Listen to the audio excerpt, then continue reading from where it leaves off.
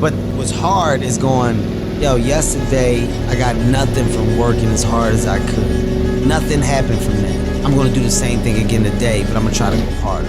That's the hardest thing in the world. To get up every day and give 100% and be in the same position that you were each day, but mentally know that you're trying and trying and trying. That's a real grind. Shout out to the wife for running all of these dirty towels through her washing machine, because this project, this go around, has been full of spills and accidents and transmission fluid and E85 and everything all over the floor. And I have been cleaning this floor with my shop towels, which are basically old bathroom towels, and then I take them upstairs, put them in the laundry room, and she washes the towels for me. Hopefully y'all have yourself a wife that also believes in your dreams and cares enough about you to at least wash transmission fluid saturated. I mean, I had some rags that were dripping trans fluid and everything through the washing machine upstairs, and get them clean for me and get them back down here stacked up, folded nice and neat on the toolbox so we can get back to work. That's what we're about to do tonight, is we're going to get back to work and we're going to try to make a little bit of progress on this car. So we're going to play catch up for here just 1 minute, and kind of this is going to be, I guess, our pregame for the weekend. This Thursday afternoon. Tomorrow, we're going to get back on this thing. Haven't worked much this week. All the content you have been seeing throughout the week is actually catching up from last week. So there's our burn down tubes that we did come out here briefly the other night and brushed them out one more coat. I went ahead and hooked them all back up. So we're pretty much done up top. You know, we're going to have a electrical party one night, and we're going to do all the wiring for one day at once. I found out that this plug actually is not long enough. So this is the Holley. It's a plug and play harness, and it only reaches to here. And as you can see, we need to be right there. So we're a little bit off. So we're just going to try to build a pigtail, or we'll cut these wires and probably just cut the wires, I guess, and solder them and all that and make an extension to get to this. But we're going to handle all electrical at once. Now, all week we have been dumping parts here, stacking stuff up and everything, and a couple things have come in. So we're just going to kind of go ahead and pregame so you can kind of be looking out for the stuff. We've got our extension in to extend our hose. Hose should be coming in soon. We have our radiator fill neck, which actually looks extremely freaking small. Let's see if this thing even fits, or if we got to get back on Amazon or eBay and order another one. No, it just does fit. But man, does that thing look small. Man, does that look small. But it fits right in there. It's actually, it probably could be just a little bit tighter, but it's 1 inch. It's supposed to be 1 inch. Little, but it's going to go up there. So we got that piece in. And then we're going to really step up our game. You're going to see that we're going to utilize these things on our radiator hoses. So we're actually going to put these, originally I was calling these worm clamps. I don't know why I was calling them that, but they are ear stepless hose clamps. Doesn't even make sound right, but you've recognized these. These were on the Mercedes-Benz, so these are like what the factory, a lot of manufacturers put on vehicles. So we're going to do some real cool stuff with that on the radiator hose. We bought this kit off of Amazon, all kinds of sizes, but I really only needed this section right here, which was extremely hard to find in a kit form because I needed the pliers. So now I got pliers. I can probably order a refill of just them because we don't need nothing else right now. But that's what we're going to clamp our radiator hoses with. And then we have some more clean rags. We have some wire loom that we're going to cover over these hoses to hide them that I didn't do. So we're going to mess with some more radiator hoses just up here. Probably need to pull that fender back off. Let's see here. Don't even know what this is. We have our new fill neck. So this is going to be the one that we're going to stick in the fuel cell. And of course, by the time it come in the mail, I have already watched more information on YouTube. And really, honestly, wish I would have got a different style filler neck, but it'll work fine. I just wish I would have got a certain different one. Let's see how this is going to fit back here. So yeah, we're gonna have to drill another hole. I guess it is designed to replace. Yeah, so if you're replacing one of your fill necks on a fuel cell, then it looks like the ones that you can buy off of eBay, they're designed to bolt right up. We had cut this, if you remember originally when y'all started watching the channel, we had a factory fuel hat in here, the lock-in style one that I had cut an old gas tank apart and made. So that's where I want to put this one at, and then I'm gonna put the old one back there, and then that way this one is just closer to here for actual filling up, and it's just, you know, a twist on and off. But depending on how that twist on and off, we might move this one to here. I don't know. This one's pretty cool because technically your hole saw only has to be right here to this big. So all of that's just extra, but that's the plans, is mount that in, and then we should have this fuel cell able to clean out, and then this will be done. When we pull that out, we've got to cut the package tray. Let's see what else we got. And then from ICT Billet, we got a billet aluminum barb fitting to extend our hose, if you remember. And then I think this was from Petty's Garage. That's the shop address, Petty's Garage. We got used 16 to 16 fitting, or maybe it's new overstock. This thing was only $10 off eBay. Freaking amazing. So this is going to tie our 216 lines together underneath the car. We can go ahead and throw that in. And then the other big guy that we got is our bottle. So this is our new 5-pound bottle. John said I needed a 5-pound bottle to do the air launcher, because we're changing to the air launcher with the parachutes and the air shifter versus the small one I got now. And then we got this calibrated. So for y'all old school guys, I don't know if y'all remember these Snap-on ones, but they just recalibrated this torque wrench for me.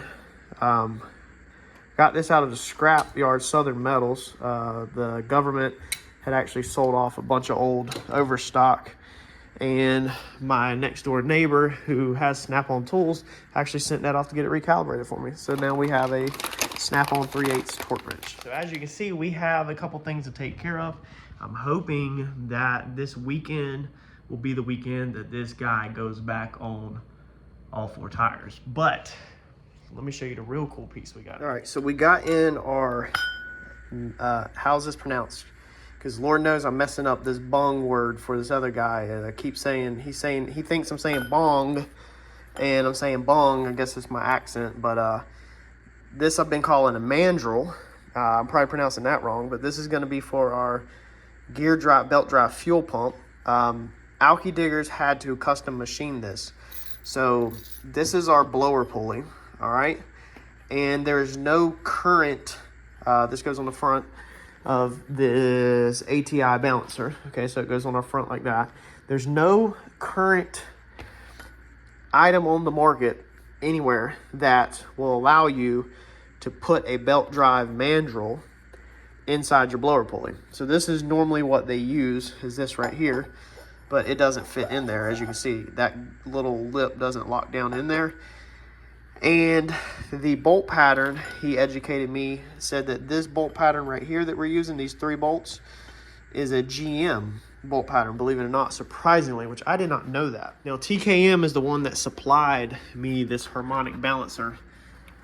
This is the one they said I needed, and this is what we've used. So as you can see, we utilize these 3 bolts to add on the blower pulley. This is what they set up. So this is all TKM done. I didn't pick this out or put this together or nothing. This is what they said I needed. So our blower pulley bolts to that using them 3 bolts. And then now we have to get a mandrel bolted to that. And there was no way to do it. So it was literally impossible. Like, you couldn't just get on the internet and order one for this setup. So what AlkyDiggers has done is they have come in here and machined this adapter that adapts that bolt pattern to this one, and then they all go together. Let me take these bolts back out and I will show you. I had to do some measurements the other day because the bolts that I was using to hold this thing on was a regular hex bolt like this. Okay, and they went through there, of course, with a washer. But the piece that they machined, the hex does not go down in there. So it needs a socket bolt like this. But they didn't send me anything. So I had to get on Amazon. Well, I had to run to the hardware store, find out the thread pattern. I wish I had one of them hardware store layouts where you screw the little bolt in, because I don't know how many times I've ran to the hardware store to figure out thread count. I mean, I know you can measure it and count it yourself at the house, but it's easier to run to the store and just screw it into something and make sure that it's correct. So I had to figure that out. They didn't have no bolts that would work, so we had to order it. So this one is going to go on like this. You'll put this on first, and then what will happen is we'll have some of these longer. I had to order these, let's see here, 65 millimeters long. They'll go down through there like that, and that will bolt this into our ATI balancer. So then this will be bolted into our ATI balancer, and then that's going to be recessed in there like that, okay, when it's bolted in.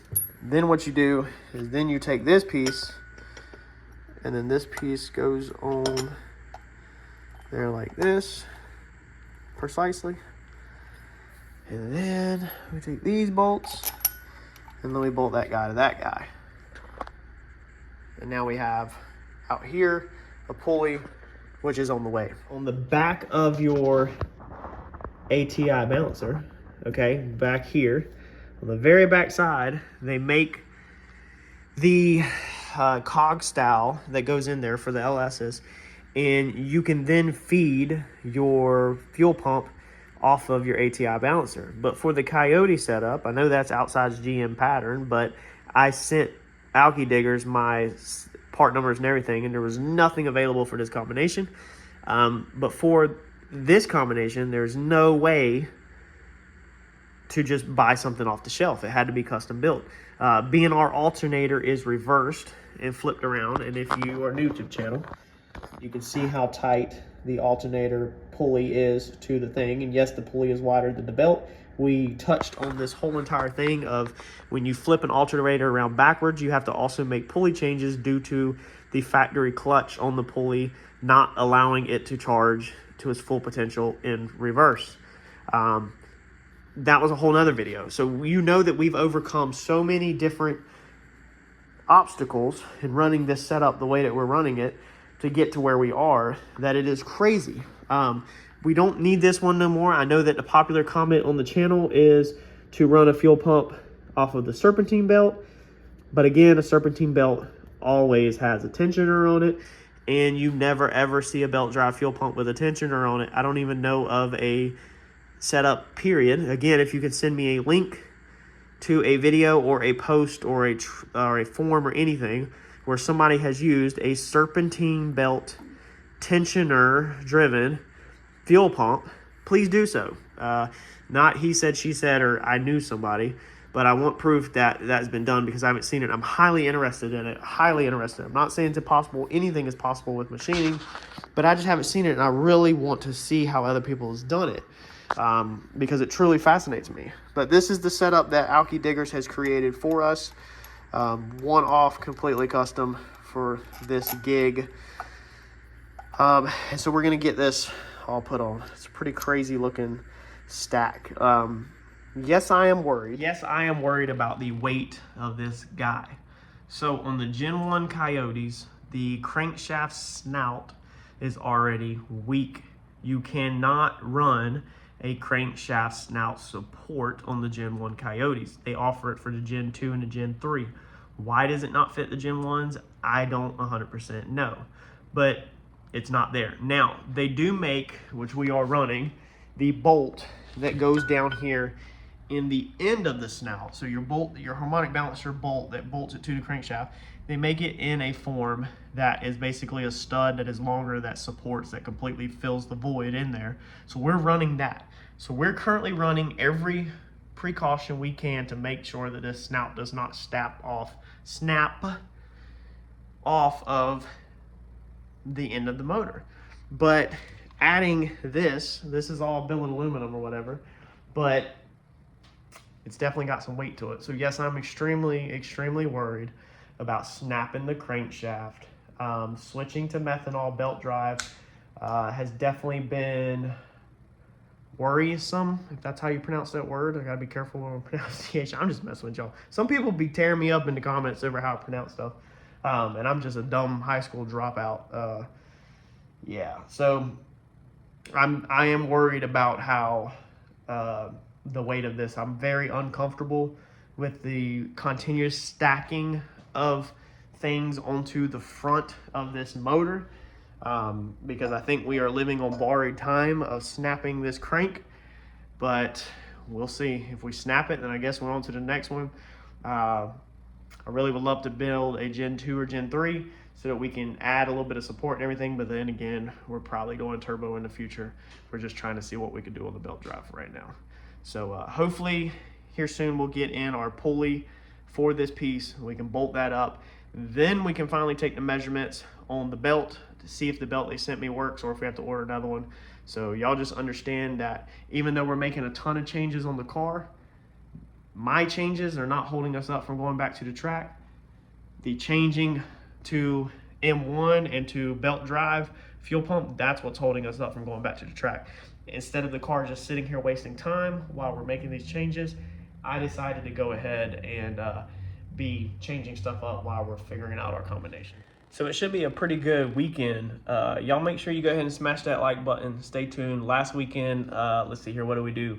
Not only we do everything that you've seen all this week on the videos, the daily uploads, but we also, the kitchen sink was messed up. We completely redid the kitchen sink.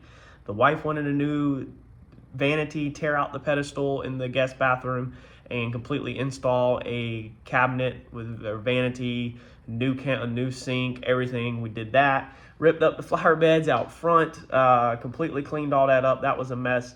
Planted new shrubs, and then tomorrow, Friday, we're gonna be laying sod in the grass. So this weekend I'm gonna be busy. Last weekend I was busy. I worked my whole 4-day weekend. I worked pretty much between the race car and honey to-do list. And this weekend we're gonna try to please the wife, get the yard work done, and put this car back on the ground, hopefully. So y'all stay tuned. I'll see y'all this weekend. Thanks, y'all.